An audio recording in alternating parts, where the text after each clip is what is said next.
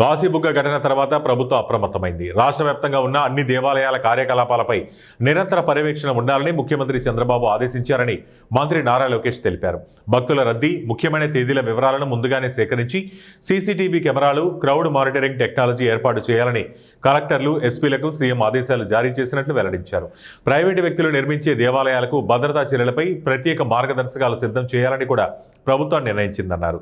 కాశీబుగ్గ ఆలయాన్ని 94 ఏళ్ల పాండా స్వచ్ఛందంగా నిర్మించారని, సమాజానికి సేవ చేయాలనే ఉద్దేశంతో దేవాలయాన్ని అభివృద్ధి చేసినట్లు తెలిపారు. మృతుల కుటుంబాలకు వెంటనే మట్టి ఖర్చుల నిమిత్తం 10,000 చొప్పున సాయం అందజేసినట్లు మంత్రి లోకేష్ వెల్లడించారు. ఈ సందర్భంగా ఆయనతో పాటు కేంద్ర మంత్రి కింజరపు రామ్మోహన్ నాయుడు, రాష్ట్ర మంత్రులు వంగలపూడి అనిత, కింజరపు అచ్చెన్నాయుడు, విజయనగరం ఎంపీ కలిశెట్టి అప్పలనాయుడు, పలాస ఎమ్మెల్యే గౌతు శిరీష తదితరులు పాల్గొన్నారు. రూమ్లో పెట్టుకుని చాప వేసుకుని కింద పడుకునే వ్యక్తి దేవభక్తితో ప్రజలకి దేవుడిని దగ్గర చేయాలన్న ఆలోచనతో ఈ గుడిని ఆయన కడతం జరిగింది.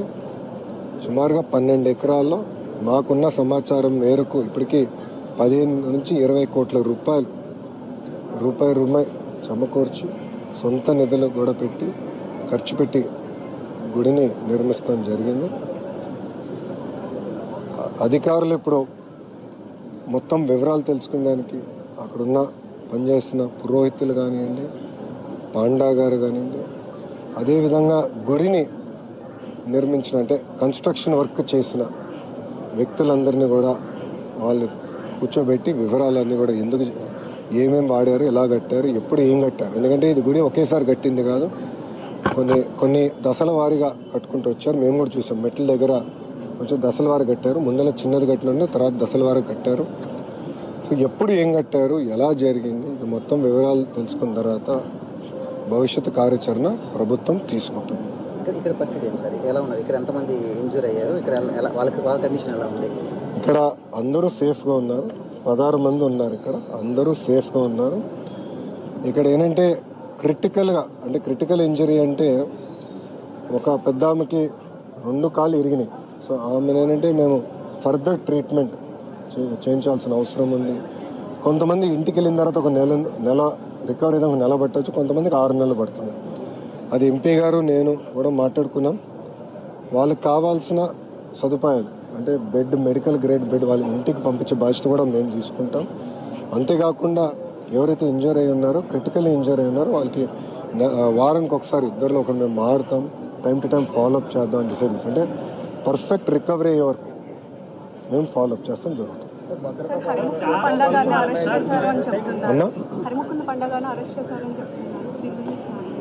మేము ఇన్వెస్టిగేట్ ఇప్పుడు ఇంత 9 మంది చనిపోయినప్పుడు గుడిని కట్టిన వారు, గుడిని మేనేజ్ చేస్తున్న వారు అందరినీ కూడా మేము విచారిస్తాం.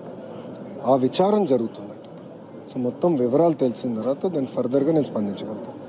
ఇప్పుడు మా ప్రభుత్వం ప్రధానమైన ఫోకస్ భక్తుల్ని కాపాడుకోవాలి. సో మీరు చూస్తే చనిపోయిన వారిని కూడా ఇమ్మీడియట్గా పోస్ట్మార్టం చేసి వాళ్ళ గ్రామాలకి పంపిస్తాం కూడా జరిగింది. అంతేకాకుండా హాస్పిటల్లో ఉన్న వారందరినీ కూడా ఇమ్మీడియట్గా టేక్ కేర్ చేస్తాం. ఎమర్జెన్సీ క్రిటికల్ కేర్ కావాల్సిన ఇమ్మీడియట్గా జెమ్స్ కూడా పంపిస్తుంది. ఈ ప్రెస్ మీట్ ఏందో మేమందరం కూడా అక్కడికి వెళ్తున్నాం. సో ఒక్క నిమిషం దయచేసి పూర్తి చేయండి.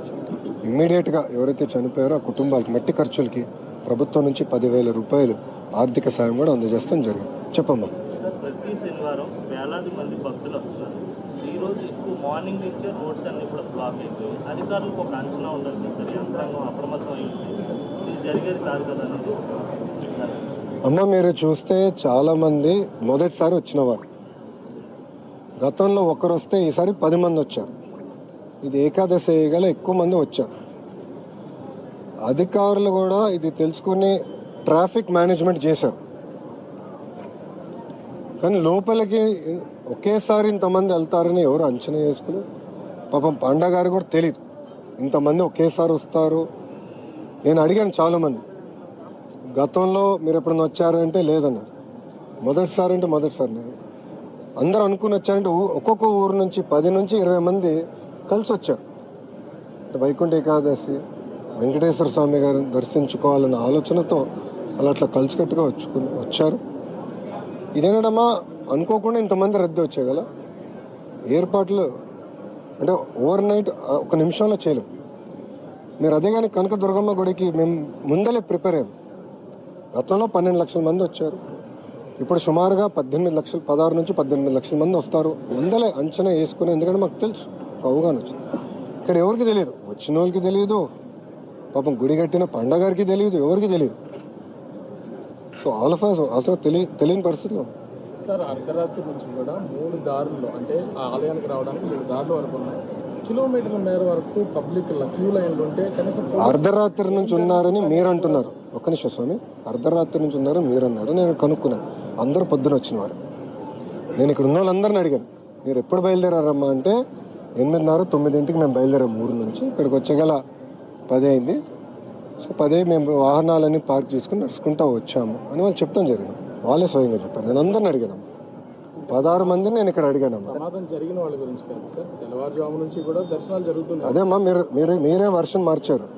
I'm sorry to say. మీరేమన్నారు, నేను రాత్రి అన్నారు, పొద్దున ఇప్పుడేమో తెల్లవారుజామున అంటున్నారు. రాత్రి నుంచి కూడా క్యూ లైన్. ఒక్క నిమిషం స్వామి, 6ంటికి గుడి తెరుస్తారని చెప్పారు కదా. బోర్డులు మీరు చదివారమ్మా? బోర్డు మేము చదివానమ్మా. 6 నుంచి 12 వరకు పొద్దున పూట దర్శనం ఉంటుంది. మళ్ళీ సాయంత్రం 4 నుంచి ఉంటుంది. 3 నుంచి అని నీట్గా రాస్తుంది బోర్డు పైన. సో రాస్తుంది. ఇక్కడ చాలా మంది మొదటిసారి వచ్చిన వారు ఉన్నారు. ఎవరు అంచనా వేసుకోలేకపోయారు.